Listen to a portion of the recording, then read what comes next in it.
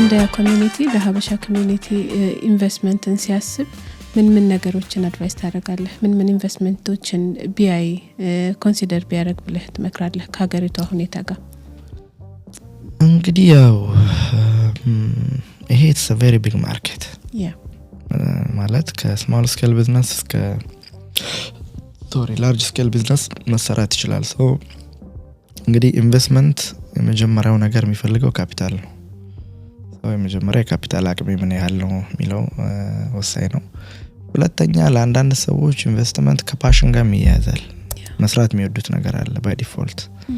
ሬስቶራንት ሰዎች አሉ፣ የቡና ሰዎች አሉ፣ የስፖርት ሰዎች አሉ፣ ጂም ሊከፍት ይችላሉ ቢኮዝ ፓሽናቸው ስለሆነ። ኖርማሊ ሽቶ የሚወድ ሰው ይሆናል፣ ሽቶ ቤቶች ሊከፍት ይችላል። ሱፐርማርኬት ከፐርሰናል ቴስት ጋር የተያያዘ ኢንቨስተርስ አሉ። ሶ ለልብሽ የሚቀርበውን ስራ መስራት ሁሌም ጥሩ ነው። የመጀመሪያው ካፒታል ነው። ሁለተኛ ፓሽን ነው። ሶስተኛ ደግሞ እንግዲህ አንዳንድ ስራዎች they need consistency እና patience ይፈልጋሉ። አሁን ምንድነው ይሄ ኩዊክ ሪች ስኪም በጣም በስተዋል የምታየው። በ3 አመት እንዲሆን 5 አመት ይሄን ገዛው ወጣ ወረድኩ ምናምን የሚልና ሞር ኦፍ እንግዲህ ኢንስታግራም ቲክቶክ ምናምን ደግሞ ኢንፍሉዌንስ አለ። በቀላሉ ገንዘብ ከሆነ ቦታ በቃ የሚገኝበት አርጋው የሚስሉ ሰዎች ያው it's a marketing hype። ግን in general ያው ትልቅ ሰዎች ስለሆነ እንደዛ አይነት ልጆች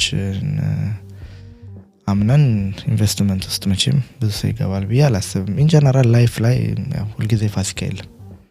you can't live every single day እንደዛ ውሸት ካልሆነ በቀር life ነው every day challenge አለው ምናምንና እንደዛ አይነት ኢንቨስትመንት is a long term thing 5 አመት 10 አመት ጉዳይ ስለሆነ ትግስት ያላቸው ትግስት ይፈልጋል።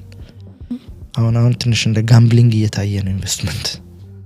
በቃ $100,000 አስገብቼ በ6ኛው ቀን $200,000 ከዛ የሆነ መኪና መግዛት፣ ከዛ የሆነ ቤት መግዛት፣ ከዛ የሆነ ቫኬሽን መሄድ፣ ቢዝነስ ትራቭል ማድረግ ምናምን it doesn't work like that። ሶሻል ሚዲያ ላይ ይሰራል እንደዛ ይመስላል።